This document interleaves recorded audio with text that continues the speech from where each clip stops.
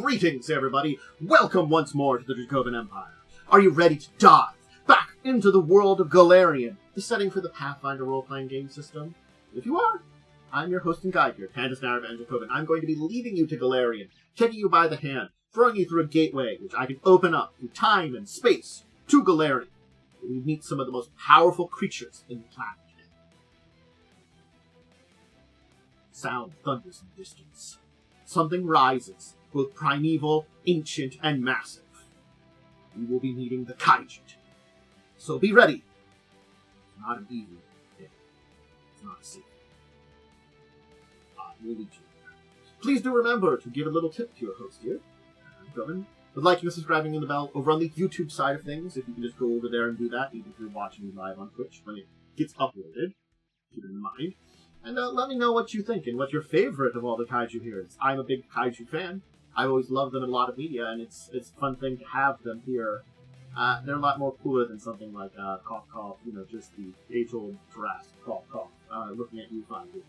I'll think of some more neat giant monsters. I haven't looked into them. Anyway, the portal awaits. Let's head to Golarion. Grab my hand. We go now. We've arrived! Alright. Now, there are a lot of books that actually will talk about the creatures we're going to be discussing today, the Kaiju. But there are some ones I can recommend that will give you some more basic information. It's a good place to start, and starts your journey. Though, it's one of those things that they pop up in lots of places. Many, many places. But, hey, the book from the Ruby Phoenix type, the Ready Fight book, is actually a heavy one I could recommend from the Fist of the Ruby Phoenix. That's a really good place to start. Bestiary 4 was where they were introduced in first edition, so that's another one that I can recommend there heavily. The Monsters of Myth, another one I can recommend. T&Z World Guide has a little bit there because a bunch of them are in T&Z. Mythic Realms, and of course Bestiary 6. Other ones that I might kind of throw out there are Aquatic Adventures, just have a little bit of information on one of them. Anyway, but, and the War of the Immortals has a little bit of information on basically our remaster project version of one of the, Kaiju? Wow, brain fart there. Agyra. So that's also there. So you see there's a lot of books that give us a lot of information. Because again, that's the thing. We'll talk about it, but there's very individual creatures. And I guess that's where we can start in talking about what are Kaiju. They oftentimes are magical beasts, at least in first edition. They have a subtype of Kaiju. They are semi-intelligent. Some of them understand languages, some of them don't. Rarely can you get one that can actually speak a language. But at very least, they aren't just dumb beasts. They are also massive, the largest creatures in all of Golarion. And they alternate between these hibernation periods and awakening periods, which, being giant, massive monsters of immense size, could be apocalyptic for a civilization. The ground will shake. Birds and beasts will flee in terror. A Kaiju has awakened. And anything in its wake, whether humanoid or otherwise, crushed, destroyed. A looming shadow of a moving mountain, ash smoke screams. That is Kaiju.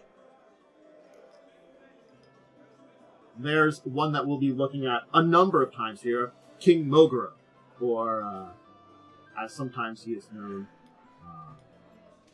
Mogaru, the Final King. One of our more famous ones here.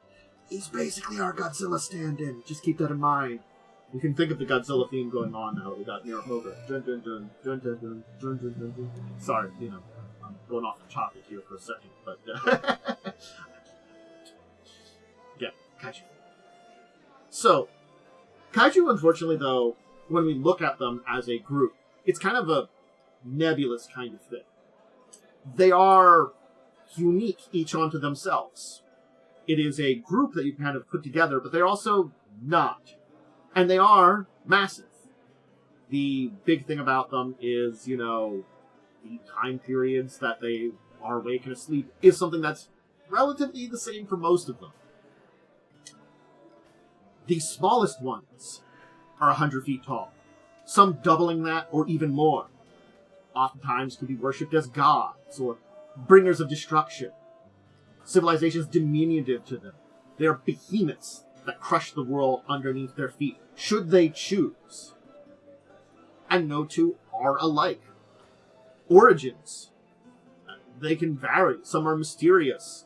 Some can be basically supernatural powers. Some can be powerful beings. Some have alien titan or alien purpose. Some rise from cursed realms. Others are created by, ancient civilizations or deep magics. Some are just creatures that came into being naturally. It's just this variety in all of the kaiju that when you look at them, you can't really have one form, one appearance, one thing. The size is just that. Some can fly, some are aquatic, some just look like giant sea creatures, others burrow. No two are alike. In the same way, their abilities can be very different too. Many do have some common abilities. Things like destructive energy attacks, breath weapons. That seems to be something that is a little bit more common amongst them. But again, these are relatively common traits. It's just that kaiju are their own thing. So origins. Yeah, again, as I kind of said here, no two are alike. Similar to being like, oh, they're worshipped, they're not worshipped. Big thing that you can kind of say about kaiju that is united amongst all of them, and again, this is when we kind of generalizing appearance, abilities, there kind of is some similarities, but not quite, size, other big things. They want to go to extreme places. They go far from population centers. Remember, they aren't dumb beasts. They have a level of understanding and intelligence. Is it a grand intelligence? No. They're not. Most of them aren't geniuses. You can't say there can't be exceptions. AK, like, -4, -3 intelligence, and things like that. If we're talking Pathfinder 2nd edition, remaster. Or just if we're talking like 1st edition, 5. Not a lot. But, yeah. And sometimes they live near each other. And they can battle for territory for days at a time, where the loser surrenders. Basically, battles between kaijus rarely result in death. Defeated kaiju retreat, lick their wounds. They tend not to kill each other. They all feed on energy in different ways, in different forms of energy. And they can hibernate indefinitely when they're deprived of it, so they don't starve. If they can starve is actually kind of like unknown. And yeah, individual small creatures really don't disturb them. But, and that's another thing too, is the kaiju sleeping for like 4 centuries. Nations, more than just settlements, can form in its territory. And they can sometimes do things to rouse its activities. There are other things that can break its hibernation normally than its normal cycles, because they have these cycles of awakening and asleep that tend to be similar, with similar reasons for each kaiju. What I mean is, each kaiju has its own unique cycle of things. Natural cycle of being awake and asleep. It can be disturbed. That civilization can do it. Strange weather events, powerful magical rituals, wars, battles between other kaiju. And these can be very destructive. Basically, it's waking an angry bear from hibernation. Ain't gonna go well. It's waking, someone from a nap. Ain't gonna go well. They're unhappy about it. There are some people that are called kaiju callers that connect up with kaiju, understand its motivations, weaknesses, perhaps even exploit its awakening to direct it a little bit, maybe even possibly control it. Valish Raj in TNZ is a place that has a number of kaiju callers.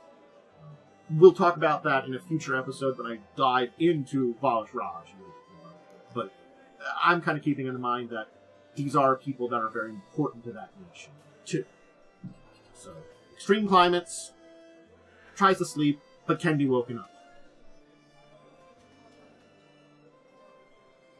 And that comes to places in the world these creatures are. Because they are on Golarion. Some are always in Golarion. Some we know where they live. The fact is that there are places on Golarion, there are Kaiju all around the world. And you have to deal with them. Now granted, there is a great number of them in TNZ. They were said to once have roamed the continent until they were pacified by dragons, during the Age of Dragons. So, Valishmal Jungle, Valish Raj, other places like the Shangwan, Crown of the World. There are plenty of these locations. And even like some areas like the waters around Ninata. All of these kind of centered around this area. But it doesn't mean there aren't other places that are across the world. There are also, like, there are kaiju that die. There's a beach kaiju in Nagajor, where the city of Vanrak grew up there, basically inside the corpse of the dead kaiju. So, yeah. There's a lot of them, and they're around, and you do not know kind of where you're going to meet them. But they are more natural disaster than anything you're going to fight. Kaiju, especially in second edition, when we get to there, they're beyond what you could fight. Maybe if you're a max level, mythic-powered character, you could stand a chance with a group of people to take down a kaiju. Possibly kill it. And there are people that are foolish enough to be kaiju hunters out there, plenty of them. Fell this great beast, gain its magical powers or some kind of materials from it that are rare and expensive. But, yeah. And when you look at their stats in, hey, first edition, they are massive and powerful and beyond anything a normal character would even dare to fight. So direct confrontations really aren't something you're going to do. You are an ant to it. And an ant trying to kill it is not going to go well. But what we can do is talk about a bunch of different kaiju. And that's what I'm going to go over today now. Now that you got the basics out of the way, let's talk about individuals. Because there are a lot we know about. And there are some that we have names of that we don't know about. And some of these we know more than others. Let's start with, of course, Kawuk. Kawuk lives in Kawuk Run in, of course, Valish Raj. That's a good picture of it. It's a Saurian-like one, a kind of piscine creature with a snout of Gariel, sail and oar-like tail of a Spinosaurus, long sinuous body covered in growths, which these lumps will shed and squirm loose, creating Kawuk spawn, which are like ravenous Spinosaurus-like creatures that hate boats and structures. It sticks to the deep swamplands of its region, and basically when you see its massive sail breaching water, yeah, it's in trouble.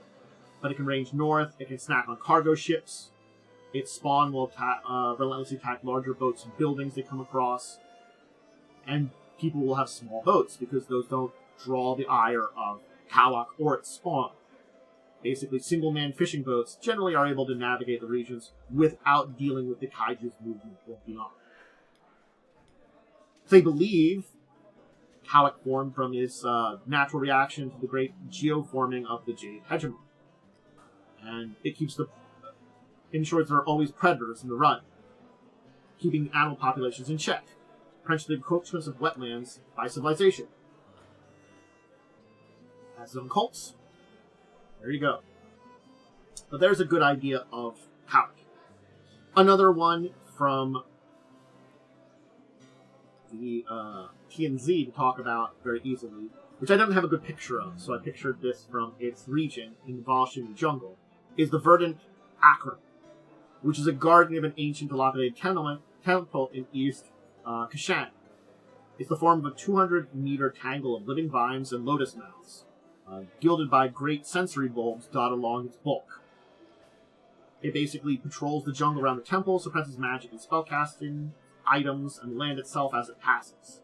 It secretes deadly toxins, which are harmless to jungle plants, but lethal to mortals and animal life, and can spray this at anyone that dares to fly in its territory.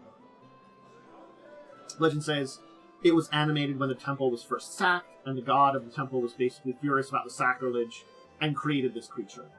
So it patrols the region, attacks any interlopers, but allows pilgrims to pass to the temple unharmed. So, yeah. Again, we have a good picture of Akaran here, but we don't actually have a picture of it or any more than just this little bit here. Let's move north, and we can talk about Cimurlian, the Great Bear. The Great Bear of the Frozen North. Well, a lot of these have titles. Those two didn't have titles, but this is Cimurlian, the Great Bear, or the Great Bear of the Frozen North. Your choice on that one. Lives in the crown of the world. It's a giant bear that rises like a mountain in the winter whites. So it is a 400 feet from head to tail long polar bear. 400 feet long. And that's even if you see it.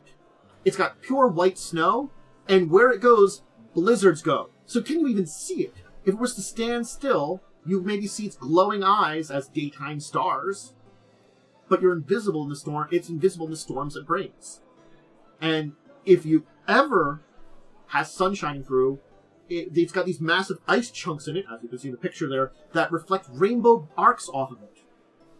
And if you were to look at these ice chunks carefully, there are hundreds of animals' frozen bodies within the jutting ice. Those ice things are filled with frozen creatures. Yeah. So the Great Bear does do some very nice things for other creatures. Humanity and other humanoids and other creatures. The path of Agyra. The path across the crown of the world, where major trade goes. It gives it live both. It basically doesn't want to interact with anything that's smaller than Kaiju. So, only if you're in a hardy explorer heading into the high ice can you even hope to meet this creature, Cimurlian. It has a 1,000-mile path that makes a rough circle against the circumference of the pole. And it takes century-long naps somewhere around the frozen lakes of the Lustral Spires. And the ice caves of this range are filled with weapons and gear of Kaiju hunters. It has a fell winter magic that permeates it, caused by its body to absorb heat within a mile, which will flash freeze any warm-blooded creature who approaches her, snuffing out even well-protected fires. This environmental phenomenon is typically accompanied by flashes of blinding light and loud pops of this sudden change in air pressure and temperature. And each step it can take is felt for miles, as the ice that cascades off its body smashes the ground, deafening, defining the very shape of the landscape. That's a Kaiju.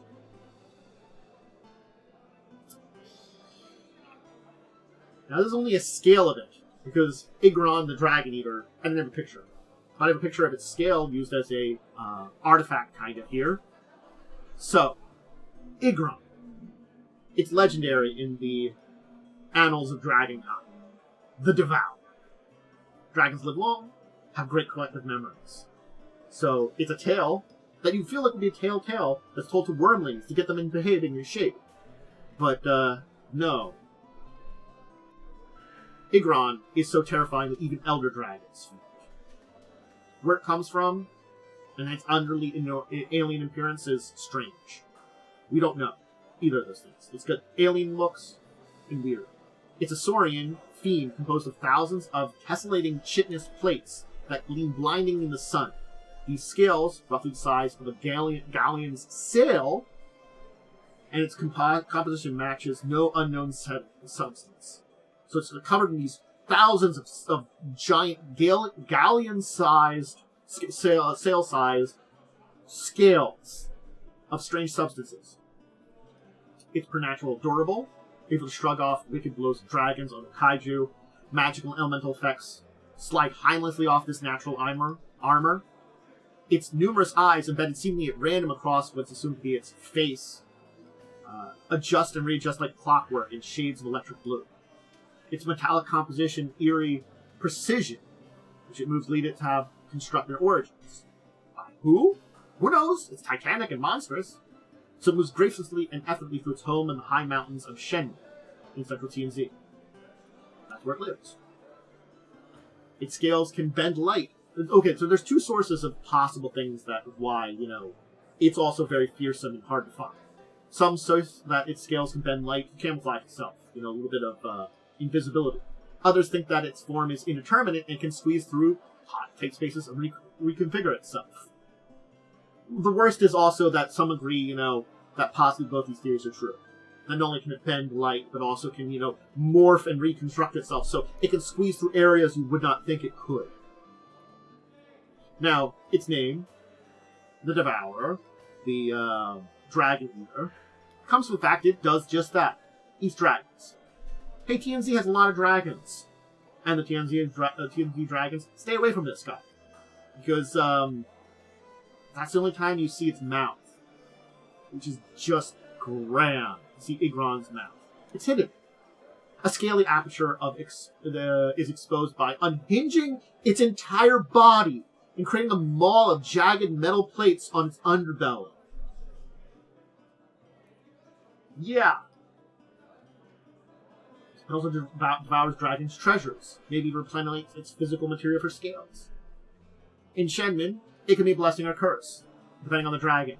If you got like an underworld dragon or a forest dragon that's kind of deadly to you, maybe you'll take one of its scales and go up in the mountain and try to lure Igroon down to feast upon this evil dragon. As it gets its scent, well, it's getting in there. Other places, like the Imperial Dragon ruled nation of Zahoy, well, it's a threat to their people. Igroon also stifles the effects of natural disasters in a mile-wide radius, absorbing this energy for its own purposes. It's mitigated volcanoes, inhaling the ash and smoke and putting out clean air. It creates vortexes of clear weather in cataclysmic thunderstorms. It can amplify its ambient powers at will, causing nearby settlements to become lightheaded by the very sound waves that the air are dampened. When it rattles its scales, it can be a terrifying, mesmerizing sight, creating a powerful shock of metallic sounds that can rupture organs and cause entire bodies to explode when it rustles these scales. Things that can awaken it? Dragons, it's the obvious one. Hey, it eats them. Elemental activity. Large portals to the elemental plane can actually draw upon it too. And it wakes once a century or so, in time for new towns to pop up in its mild climate, of its shadow, swamp them a little bit, That's ignorant. Pleasant. Here's a nice one. Jakabu. The ethereal Leviathan of the Eastern Sea. It's got a great name, doesn't it? Jakabu. Very, very fun in that. So, let's talk about it. Jakabu has a time it does things. Basically, it flies over the Ikaku Peninsula of Minkai once a generation. It usually marks the end of one era, beginning of the next. The ethereal Leviathan looks like a massive flying whale with ghostly glowing flesh, large enough to swallow an entire city. Its eyes are sunken in red, and scan the surrounding with vague intent. Surrounding it are spirits that resemble rotting seagulls, skeletal flying fish, and tentacle horrors that defy description. Preceding its appearance, the waters around Minkai grow eerie. Sea life acts strange. Some fish stop moving, floating to the surface, alive but motionless. Gulls perch on the side of ships from reserved sailors in scurvy concentration. A lithing moan can be heard in the evening air, growing louder each day. And finally, in the dark red light of a lunar eclipse, Jakabu breaches the ocean and goes into the sky, casting a shadow over the peninsula for no fewer than 3 days. During this time period, village and farms and roadsides, inns along it, go dark as people snuff out their lights except for torches that blaze a continuous line across the peninsula, a path for Jakabu to follow safely to Mount Kumijina, where it soars high in the sky until it simply unceremoniously disappears. Without this torchlight, it flies aimlessly, sowing chaos as it practically beaches and flails until it finds the mountain. By chance. And if the lights is disrupted, usually during things like war, hey, it can kind of hang around for weeks, wreaking havoc. I'll flail around, beach a few times, crush some things, looking for my home, for where I want to go to. Where I'll fly up and disappear mysteriously, this strange ethereal whale. Let's talk Yorak, the Horned Thunder, a rhinoceros kaiju from Shangwan Desert. Now, you could always go check out my Shangwan episode, where I talk about it a little bit, but we can talk about it a little bit more. Thunder, lightning, reverberates with him. His craggy hide is seems to have carved out of a mountain. His horn and spire tall to pierce the heavens. A brilliant jade green eyes that scan the horizon. The Horned Thunder is like a changing season. Its path is as inevitable as the thunderstorms in the desert. Which he generates a lot of those thunderstorms. He is the Horned Thunder. His frame is surrounded by thunderheads and clouds that cackle green bolts that strike his horn like a lightning. When he stands on two legs, his body spirals upward into the sky, and you can observe his head for brief moments as it rises out of the maelstroms. Even unobstructed by this cloud, his vision appears in silhouettes, shining green eyes that like stars that pierce the darkest skies. He's the largest being in all the desert. Despises tall structures, goes out of the way to destroy them. Crushes mountains if they're too tall beneath his hooves. But he saves his blows mostly for wayward kaiju who wander into his territory. You don't mess with him. His powerful lightning makes his monolithic stature seem like an afterthought. Human, creature, titan will get hit by his electricity. The Matabi Key know his territory, know his travels, and keep a distance from him. Basically, they can feel the heightened ambient electricity as a sign of his passing, of his movement, his approach. His steps reverberating like sledgehammers hitting a torso. That's how much they kind of hit into you. And of course, of the beast's intermittent periods of shedding, in which entire landscapes of dirt, sand, and rock fall from his body to crash to the desert below. Of course, he's temperamental, quick to anger also. You know, if he gets pissed off, you'll hear his terrible grunts and snuffling to coincide with lightning strikes in all directions. Of course, the Matabiki know that he also loves song, dance, festival, drums. He likes to soothe his temper. You know, people that are more cognizant of him and have territories that might kind of meet with his a little bit in his travels, you know, understand basically that territory when they might have big dances and stuff, which Yorak kind of likes a good, you know, dance and kind of get along with it. But also Yorak senses evildoers, evil people. So his hopes have crushed the skull of tyrants and warlords alike. Basically, hundreds of fallen despots have fallen in his shadow, and their legendary weapons and cache of treasures and relics behind the cover of his eye. Crush, crush, smash, smash. All along the way. That's you. Let's talk about our good friend here, Agamazar the Stark. The only undead kaiju. What do I mean by that? Well, Agamazar doesn't come from Golarion. It's alien. It came to Golarion in 2456 of the Imperial calendar, which was negative 44 AR of the Chaldean calendar for your 2 days. And it hit the Valshan jungle. Where its landing place is kind of this mystery. But anyway, this meteor drew the attention of King Mogaru. He claimed the jungle at the time. The battle that came between these two wiped out every living creature for miles. King Mogaru slew the invader from the stars, left the body burned and broke, and returned to his lake lair to rest. What he didn't know is Star Titan was made to die. Basically, failsafes created long ago by the Balance, its makers upon the planet Versus, who created it as an ultimate weapon against the undead invaders from Eox.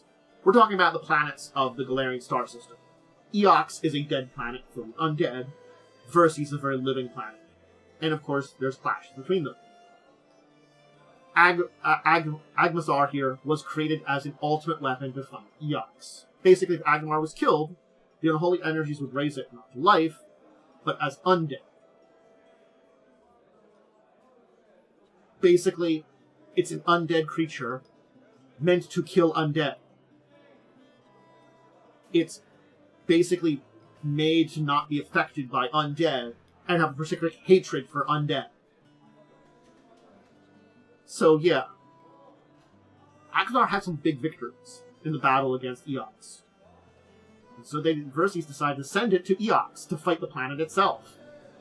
You know, but a bunch of liches from Eox basically were able to disguise interplanet patrol to shift its trajectory from planetfall on Eox to Golarion. Golarion's filled with life. It's not a planet of undead. And Agamazar can't escape its gravity. And then was taken by surprise by Mogaru. Its death activated its failsafe. So now it found a few undead within its range of its senses. It destroyed those undead whenever it found them, exterminating them. But it's growing frustrated, bitter. Basically, when necromantic powers arise anywhere near it, it's a threat. It departs and destroys it, destroying everything in its path. It's its purpose.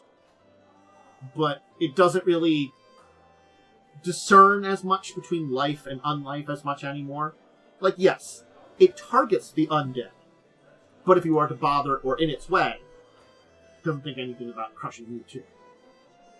That's Agamazar, the Star Titan, a, in a lot of ways, sad example of a kaiju. A creature created as a massive titan on an alien planet, now stuck on Golarion. Not to really do its true purpose, a war against undead.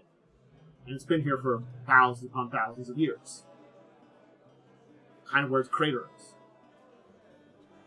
Mythic Realms has this book. The other book of The Ready Fight had the first group of them, and Teams of World Guide had the first two. Let's talk about the kaiju that were in Best Area 4. Because we got a couple of known kaiju that are in here that we can discuss. And we can first start with Agyra.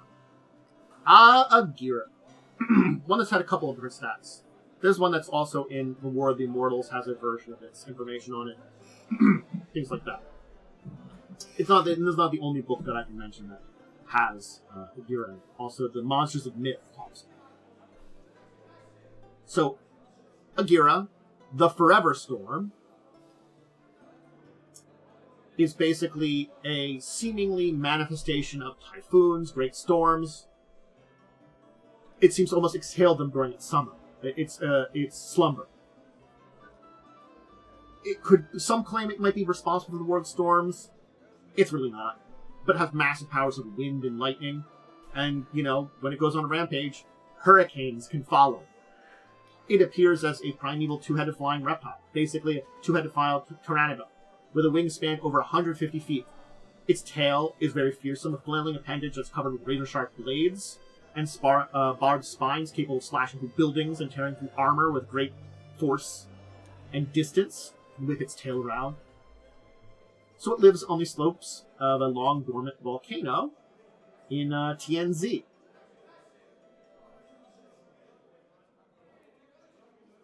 Remote island on the edge of the TNZ continent. From there, it basically is a little beyond shipping lanes, explores. It sleeps. But she's protective of this island from strangers. And protective of the people that live there. Sort of.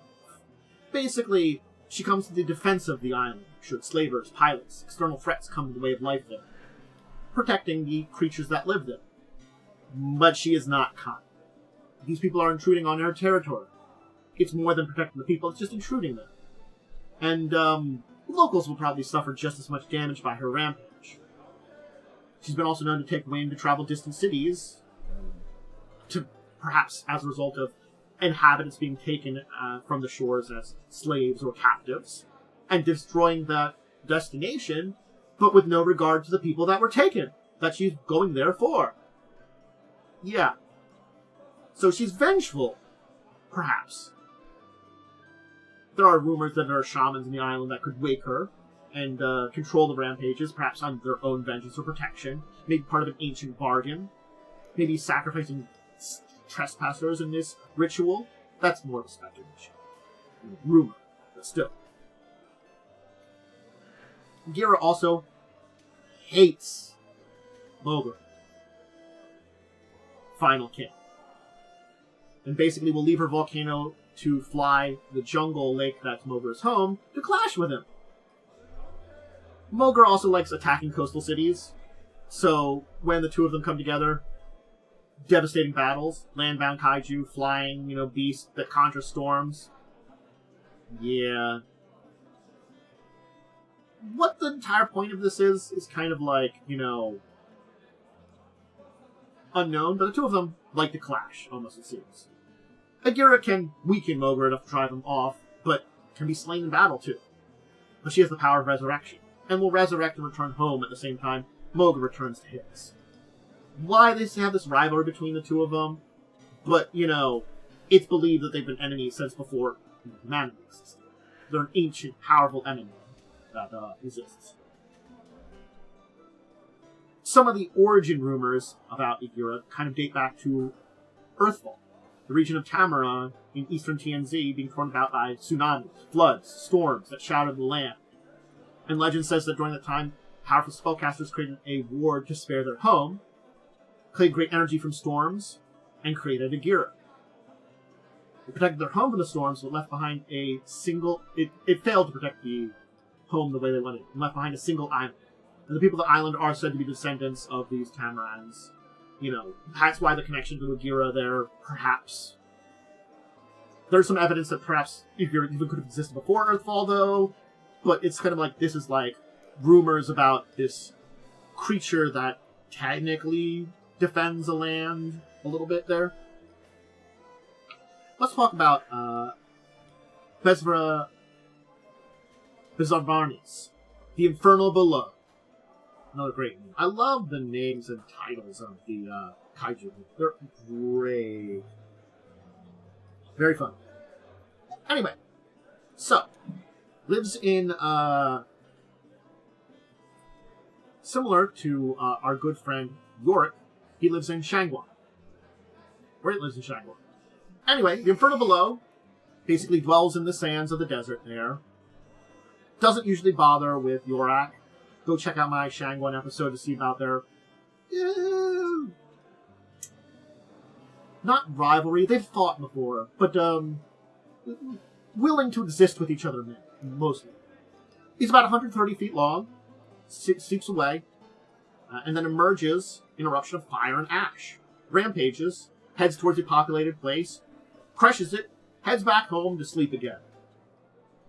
Rampages on a cycle that matches a comet that comes around, the Inferno Star. It's like clockwork every 273 years. It has its attack pattern, it has its target of its cycle when it marches. People try to push it other directions, go to this other city, hit these things, but during the Inferno season, nothing seems to work to really hit its move its trajectory. You're kind of screwed. But once it's done its destruction, the Inferno Star leaves, returns back to the desert, goes back to its lair, and sleeps again. Not to say it couldn't be disturbed. Certainly speaking, you could disturb it from the sleep, and then it just rampages wherever. Sometimes it just wakes up because of cultists, accidents, another kaiju, other kind of things. You wake it. Earthquakes, severe weather have been known to wake it. And it just gets pissed off and rampages, just wherever, for a while, before it gets tired and goes back to bed. It's also not basically annoyed by the presence of other kaiju at all.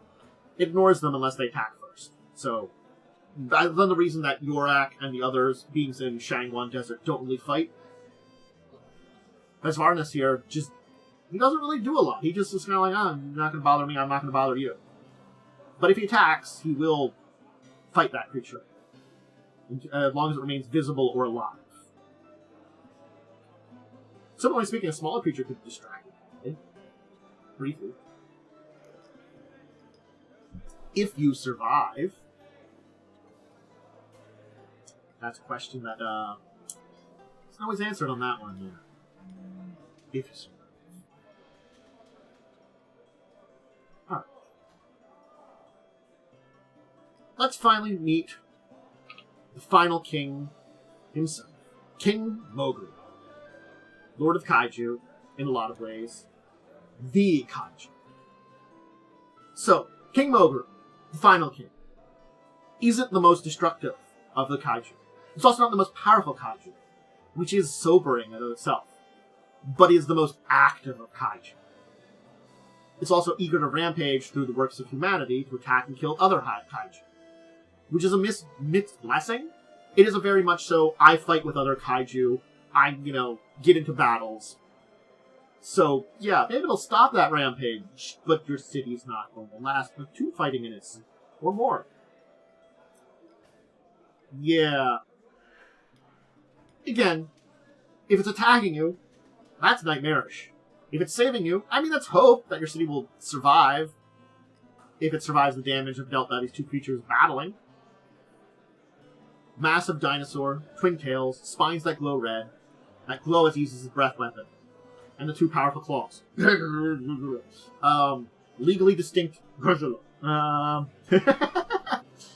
So he lives in the Valshan jungle, in a lake, at the bottom of it, very deep. Legends are that he was born with the world itself, formed by the spirits of countless plants and animals, as a result of ages of hunting and predation, humanoids, food and sport. Perhaps formed the souls of a countless slain in an ancient apocalypse or war. Hard to say. But soon after, another kaiju, Lord Varklops, which we'll talk about, emerged from the erupting volcano, and Mogaru arose to oppose the 3-headed Fiend, in a battle that nearly slew Varklops. Varklops, basically, as probably the most powerful of kaiju, is only basically able to be fought by Mogaru, who's somehow immune to most of its abilities. Mogaru is also rumored to have slayed fewer than a dozen other kaiju. Of course, Agamazar Titan killed that, which is now the only undead in existence. So, it also an interest in song. Skilled singers can save cities, or a mournful plea to it. Vengeful bards can basically waken the monster from its lair and send it on a rampage. So, yeah, song has an effect on him, too. Probably that's giving back the primeval events deep within its thing, that the song reacts to it. He's about 140 feet high, weighs 20,000 tons, and is about 300 feet from no tip of. That's King Mogaru. Fine. I love Mogaru. I like my Godzilla stand-in. My legally distinct Godzilla. Lord Varklops, the Thrice-Headed. The most powerful of kaiju, a destructive force that devastates. It lives in the heart of an active volcano and hunts its favorite prey from other kaiju. It eagerly hunts and slays kaiju, but it's not the allied civilization. It is actively and can be seen as an evil presence in the world. No other kaiju presence, it just destroys. It rampages for the fun. Raising cities for pleasure. Yeah. That's why it's the 3-headed Fiend. It is one of the very few you could call evil or cruel kaiju that don't destroy just for natural reasons, compel, anger. It does it for pleasure. So, Apocalypse cultists will seek this beast, to seek revenge on cities. It will allow those to approach with a quest, especially if it's an opportunity to attack other kaiju. Basically, it has a little interest in actually assaulting civilization, especially those in polar regions. Hey, it's got a weakness to cold, vulnerable to it. But yeah.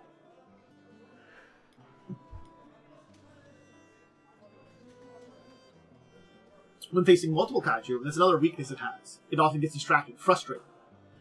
So, those other societies will lure multiple kaijus to their defense.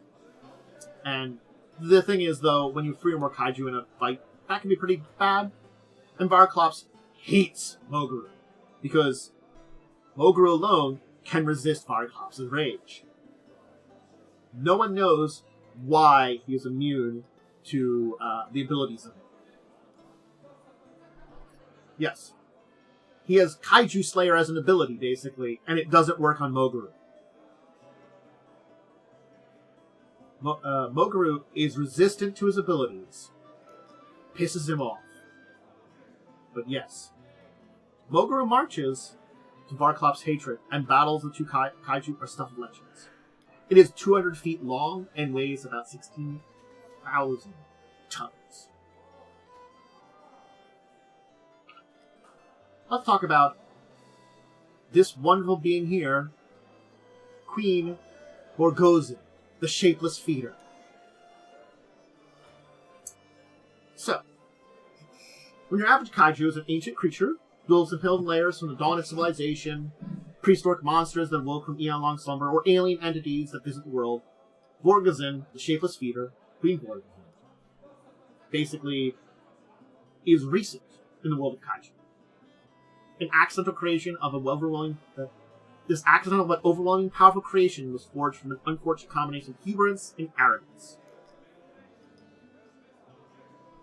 Basically, a destruction of an immense academy, a remote one, and an immense fen gave rise to this creature that left very few clues to its nature of the potent magic the wizards of that academy were toying with. Some suggest they were basically reverse engineering artifacts, trying to distill its potent powers within the core of a once flying city. Go see my Shori Empire video. So basically, combining the core of a Shori Empire city with a powerful artifact to reverse engineer some power. Yeah. Toying with things that they probably didn't understand. But she was born out of this abuse of magical power. This creature that pollutes magic and abilities. She's a personification of the arrogant wizards that studied this magic. She was not content to remain at the epicenter of her accident. Seeped through the world, drawn to magical auras and supernatural foci. After emerging to destroy, she retreats to the swamplands, to the site of her genesis to hibernate for decades before rousing again. The magic of other Kaiju's supernatural abilities is coveted. Vorgozen. She enjoys polluting these effects with her magical pollution effects, and the effects of others. So when Kaiju rampage, she heads them. She's a mass mound of protoplasm nearly 80 feet in diameter and weighs about 24,000 tons. Yeah, giant protoplasmic magic that absorbs magic, shoots speed acid, and pollutes magic. Let's talk about Yarthoon! Yes, Yarthoon the Moon Grub. It is an actual giant grub from the moon, the least powerful of kaiju, but still gigantic and able to destroy things on an apocalyptic scale, even if Yarthoon is the smallest. Technically. She dwells on the moon. She really does. She feeds on, spends much of her time frozen in the frozen ice and snow of one of Golarion's moons. Remember, Golarion has just keeping on multiple moons.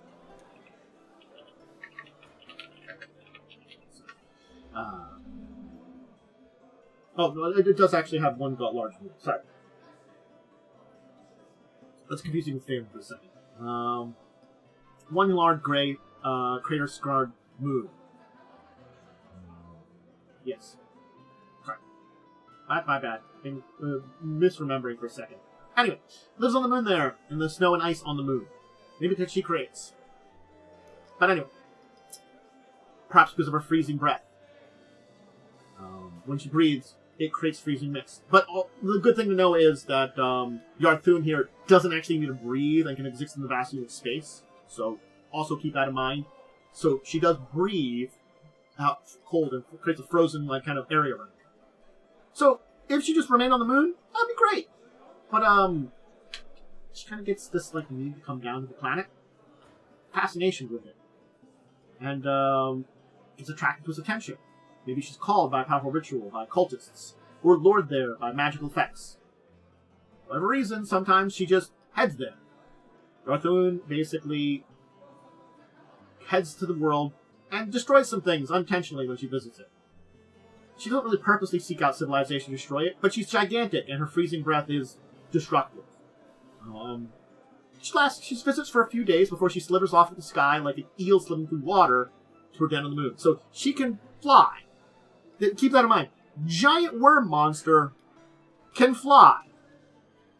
And she kind of slithers through the air like an eel going through water. She does have a relationship with Mogaru, though, too. Mogaru's devastation can lure Yarthoon down, which will clash with it. Mogaru's ability to sense Kaiju often results in coming to investigate a region that Yarthoon also likes to visit. They never finish the fight with each other, never deliver the death blow when they get into a battle, letting each other go at that point in time. Though they do share a hatred for Lord Varklops, and they have teamed up several times to fight the Thrice-Headed Fiend, more than once. So that's an actual thing that is, Yarthoon and Mogaru will basically, they like to clash, never finish each other off, but, you know, when Lord Varklops is in the way, they team up. The Moon Grub is resilient, though. Basically, being least powerful, it still seems to have, like, come back from defeat and wounds that would basically have killed it. There are those that basically theorize that it might not be unique, that there's a hidden layer with multiple Moon Grubs rather than Dream. Others think that it's the larval stage, that only one may live at a time, and there are other eggs on the moon waiting to hatch and replace the Moon Grub when needed. Hard to say why, but it does seem to always come back. It's about 250 foot long and weighs about 14,000 tons. Yarthoon. Okay, let's talk about Ebesshra. This is going to be a long episode, apologies, but these are really cool creatures and I love talking about them. And we're through most of them. The Winged Razor. Basically, is heard along the wall of heaven and through mountain regions that we call similar instruments. Trekkers to the high peak recount how the clear sky becomes dark and overcast before a giant serpentine cloud emerged from the heaven and lowered itself to the ground. It became clear that Ebesshra is not a cloud and does not in fact move. Rather, it resembles an infinite number of crystalline wings folded in and unfurling, moving in and out of reality to create an illusion of travel. Sightings are rare and erratic compared to other kaiju, timing, location. It's interesting that this picture, kind of hard to describe it, and this book has this picture. Description is very weird. Again, certain conditions, particularly massive breaches of planar dimensions, multiple kaiju fightings, attract attention. Rumors are that it was made by powerful planar entities and gods to stitch a particularly large rip in reality eons in. To have peace of mind that such catastrophe would never happen again, a deity granted it sentience and intelligence in order to repair tears that it finds between planes. It uses its crystalline body, piercing through dimensions, resulting in many exorbitant bounties and pieces of kaiju ship. So, only one person has managed to get on its body to gather some stuff and survive. Fluid spikes, morphing substances, eyes of the strangest places, while scaling. It delivered its product, and then the adventurer and the client both went insane, chanting Thousand Eyes to look back. And that crystal that it brought back from its hide hasn't been seen in years. So, yeah.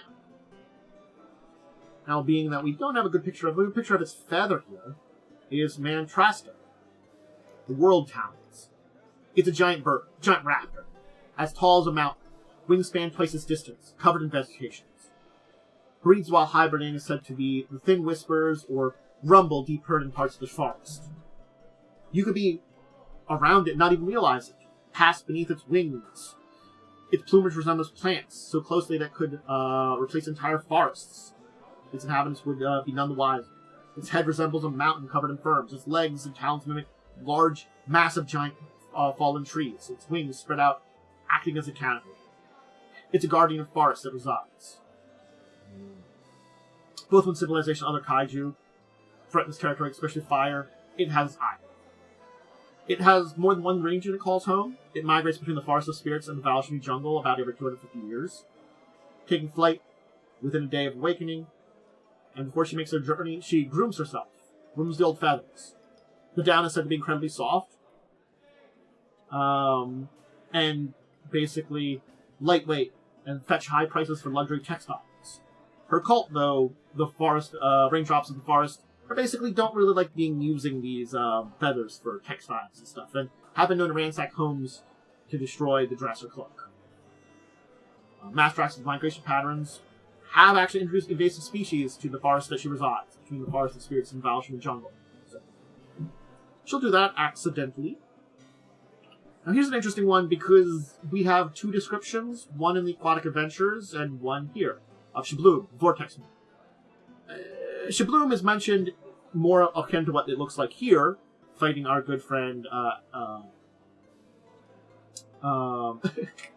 Agamazar, as a red chitin molted with sickly yellow eyes Kaiju, and the center of whirlpools, and responsible for it.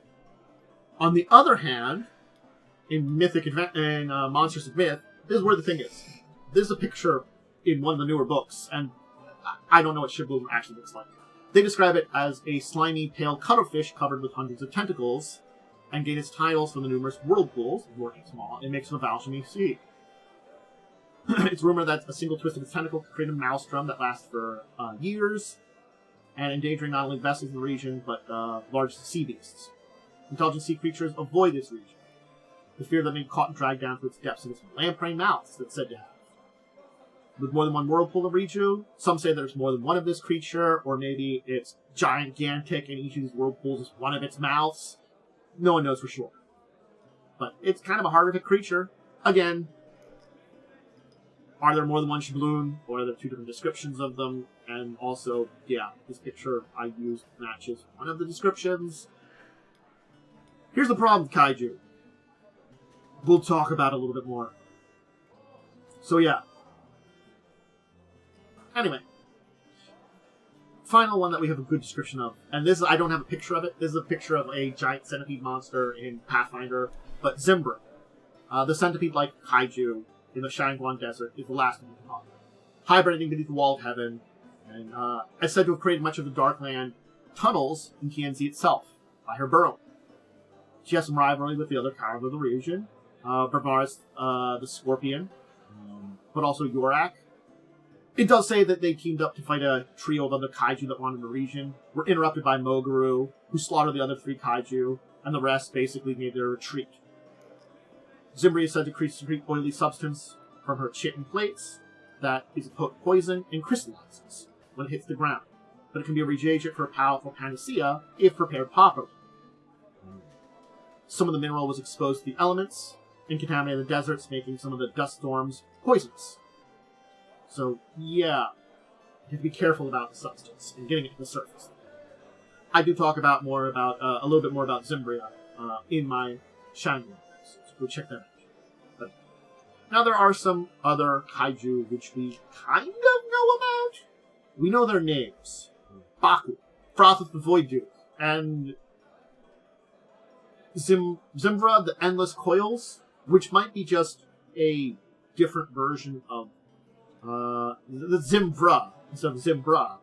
It might be just either a cousin to Zimbra, or it could be just a different version of it in an older edition that had a different name, and they changed the name as editions changed.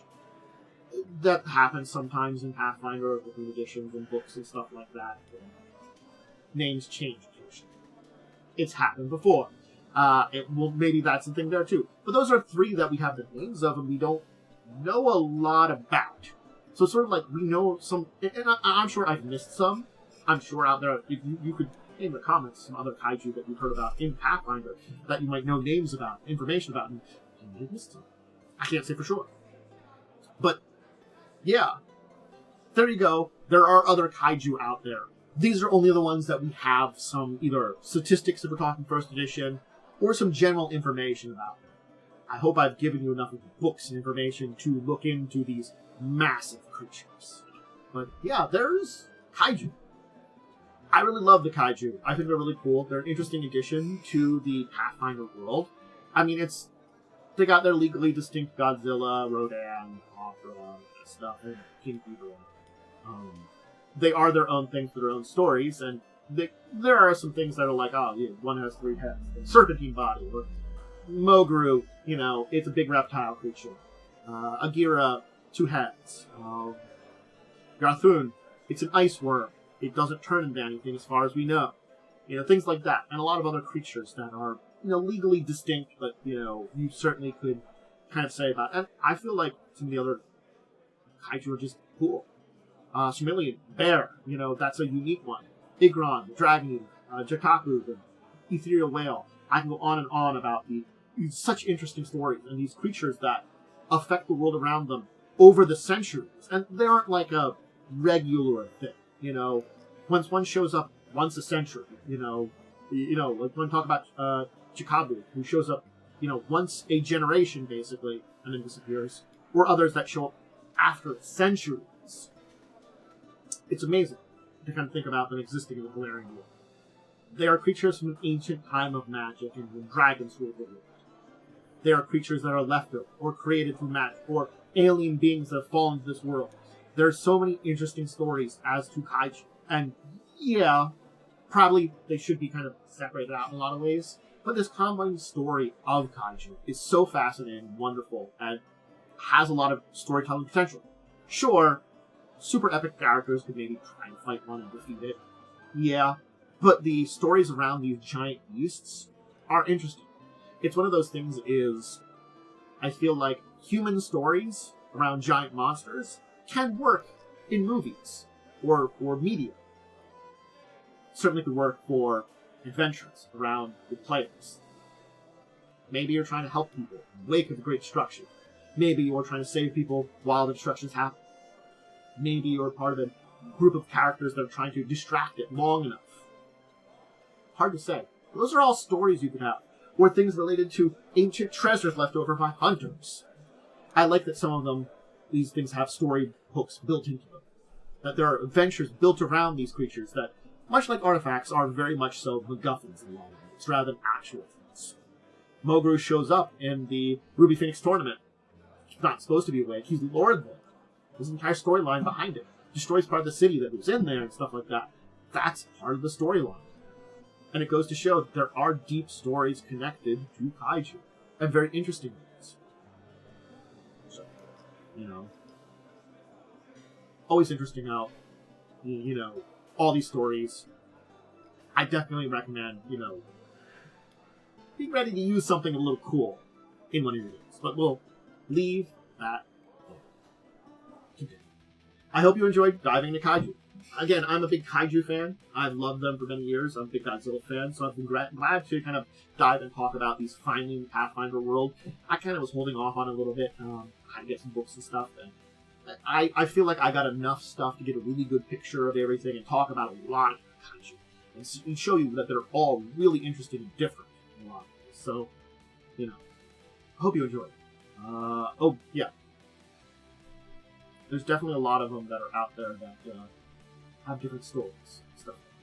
Baku, on the other hand, the Moon Eater that fought some dragons in Minotaur. That's what we know about Baku. Forgot to mention. But sort of like, we know names and some basic information about some of them, and others we know very little about.